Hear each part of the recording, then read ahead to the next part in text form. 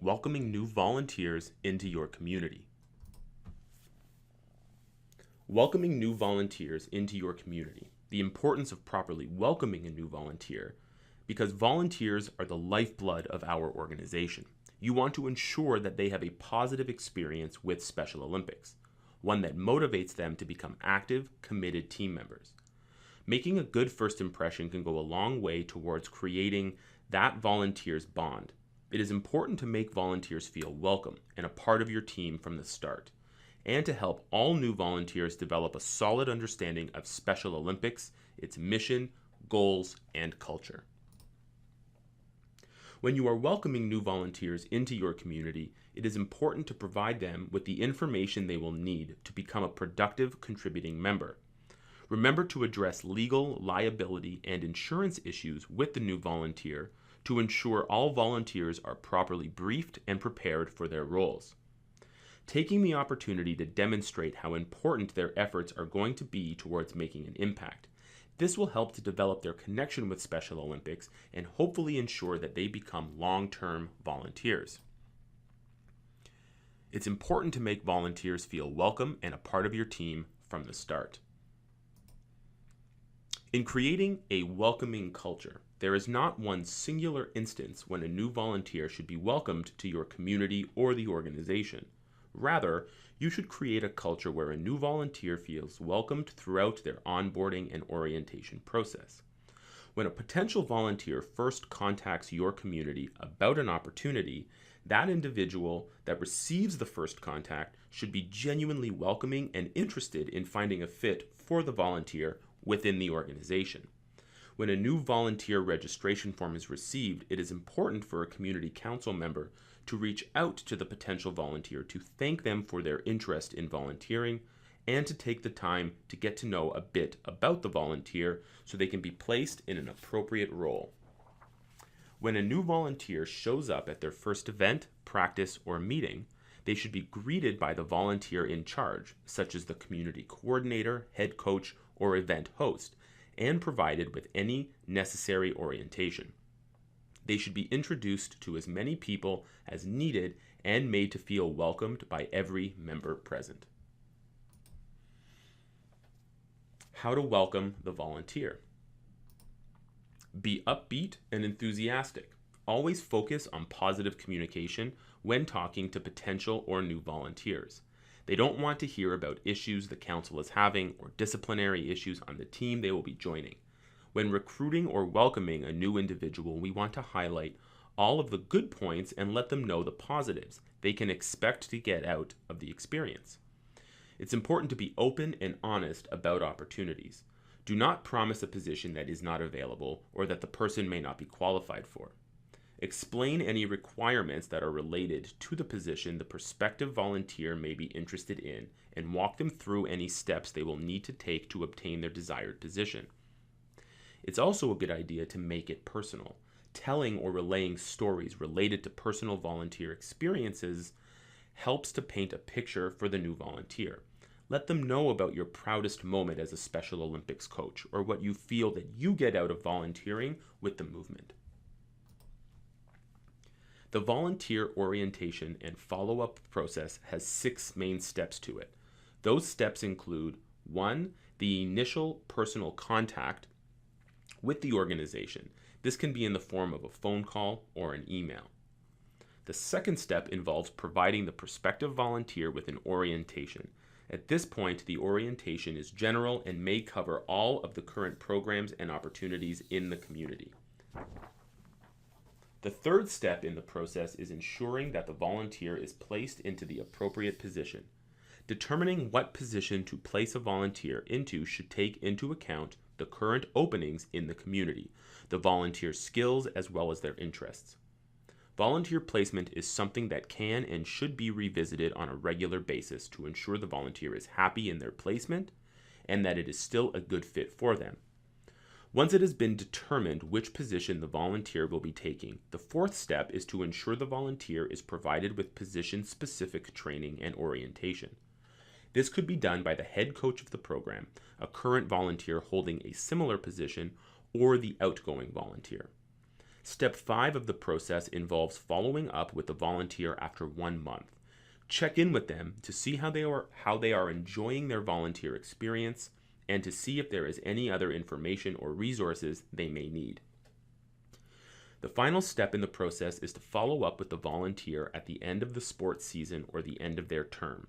Check to see what their experience was like, if they would like to return to the same position or team next season, and if there is any other positions that they may be interested in.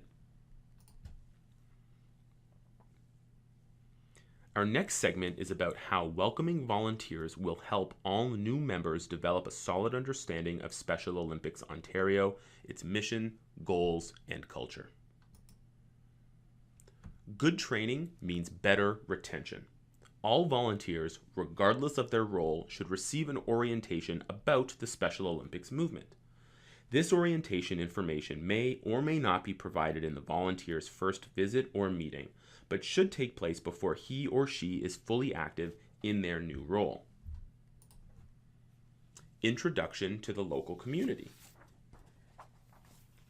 Each of our local Special Olympics communities are unique, and it is important for each volunteer to understand how their community works and what programs and events are offered. The following is a list of items that should be covered with new volunteers so they have a sense of the community they are starting their volunteer journey with. Structure of the local community council. The new volunteer should be provided with contact information for the council and a personal introduction if possible.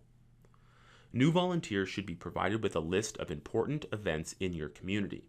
This could include annual events like banquets or volunteer appreciation events, upcoming tournaments or fundraisers, and even partner events like Staples campaigns, chapters fundraisers, or local partnership events. Your community operation guidelines should be covered with the new volunteer so they are made aware of any community-specific bylaws or guidelines. Program information. Talk to the new recruit about all community programs. Volunteers often look for off-season opportunities to enhance their volunteer experience. Volunteer resources. Special Olympics works hard to ensure our volunteers have access to the resources they need to excel in their volunteer experience with the organization. It is important for the volunteer coordinator to ensure that each volunteer is aware of the resources available to them. This includes NCCP training, both for Special Olympics Canada and each specific sport, resource sections that include coaching guides and position-specific resources, e-courses, volunteer mentorship programs, administrative and sport teams made up of knowledgeable volunteers, and Special Olympics staff. Position orientation. This is one of the most important aspects of a new volunteer's orientation process. Volunteers should be oriented regarding who they report to and who they contact regarding any issues they may have during the course of their volunteering. They should also know what their duties are. Volunteers must feel valuable and like their time and energy has a meaningful impact on the program. The program or facility's emergency action plans that relates to their specific position, as well as facilities, participants, and equipment, familiarizing the new volunteer with the layout of the venue, where and when to get equipment, and most importantly, introduce them to the other volunteers and athletes. It is the responsibility of the volunteer coordinator to ensure that this orientation takes place. However, the orientation itself should normally be handled by the head coach if the new volunteer is joining a sport program, or by the community coordinator or committee head if the volunteer is taking on an administrative role. When to provide orientation information. Orientation information can be provided in multiple formats and in stages along the volunteer's introduction to the organization. It is important to ensure the volunteer knows where they can find resources and information and who they can go to for help. That is the real goal of the orientation process. It is important not to overwhelm new recruits with too much information. Information regarding the organization and the role-specific information should be provided initially as part of the welcoming package. The volunteer should be introduced to our SO Learn platform. once their registration is complete and they have received their membership number. Volunteers should also be provided with information regarding where to go for resources at this stage as well. Building engagement and commitment. Every volunteer has his or her own reasons for getting involved with Special Olympics. Ultimately, most volunteers want to gain a sense of accomplishment for their endeavors and know that their efforts are making a difference. Let's take a look at why some individuals may want to volunteer. Seniors often find that they have time on their hands and they want to feel productive and useful. They like to meet new people and are looking to give back to their community. When engaging senior volunteers, it is important to remember that they often have a wealth of knowledge and experience to offer. Find a role for them that allows them to be social and uses their skills and knowledge. A young parent may be looking for a break from their own kids that is meaningful and aligns with their personal interests. They may be interested in keeping their work skills up to date or developing new skills for the future. When engaging a new parent, remember to provide them with opportunities that are aligned with their interests or provide them with an opportunity to maintain or build new skills. Students often seek volunteer opportunities that will stand out on their resume or will help them practice new skills. They often utilize volunteer opportunities as a way to explore possible future careers. There are some programs that require students to volunteer as well. When engaging a student volunteer, try to provide them with leadership opportunities and make sure that you are following any supervisory or tracking requirements. It is best to engage a volunteer as soon as possible. If someone shows an interest in volunteering with your programs, get them out and active in their role as soon as they receive their SO registration number. Remember that for the safety of our athletes, volunteers, and programs, individuals must have completed all screening steps and have received their Special Olympics Ontario registration number prior to beginning their volunteer placement. It is best to be upfront and honest with potential volunteers regarding the length of time it could take for them to become registered. If there are expected or unforeseen delays, try to keep the prospective volunteer engaged.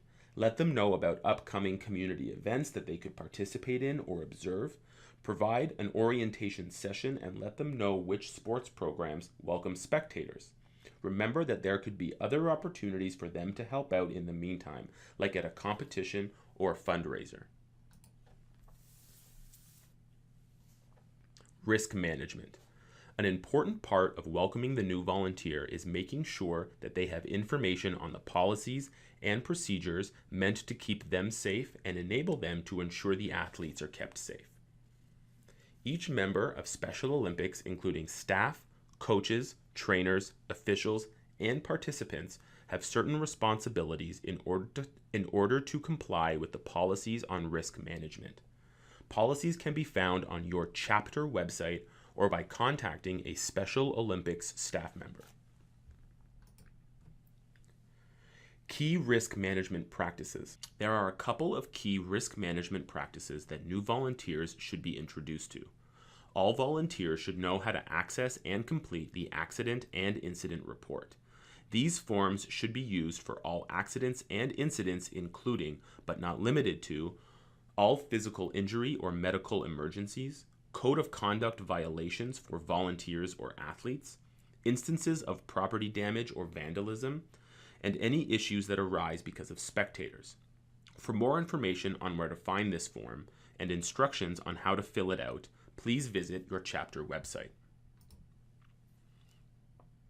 All program volunteers should be aware of the emergency action plan for their program and venue. Head coaches should also make program volunteers aware of certain records and maintenance practices, including attendance records. Athlete medical information and history forms should be reviewed with the appropriate program volunteers. Facility permits and any conditions associated with the permit, the equipment inventory for the program, and any maintenance or review of equipment that is done. All program volunteers should also be made aware of key sport and operational policies and should be familiar with where to find all organizational policies and guidelines. New volunteers should be made aware of the following policies: the Special Olympics divisioning policy and how divisioning sets Special Olympics apart from other sport organizations, privacy and confidentiality policies, and the responsibility Special Olympics volunteers have to protecting the privacy of our athletes. Any policies that are outlined in the role-specific job description, our coach-to-athlete ratios, and program-specific procedures for how and when to cancel a practice or event. All policies can be found on your chapter website or by contacting a Special Olympics staff member. Thank you for taking the time to take this training module. To pass this course, you are required to take a short quiz following this presentation. If you have any questions about any of the material presented in this module, please follow up with your local Special Olympics staff member. Thank you for helping to make our organization a welcoming place for new volunteers.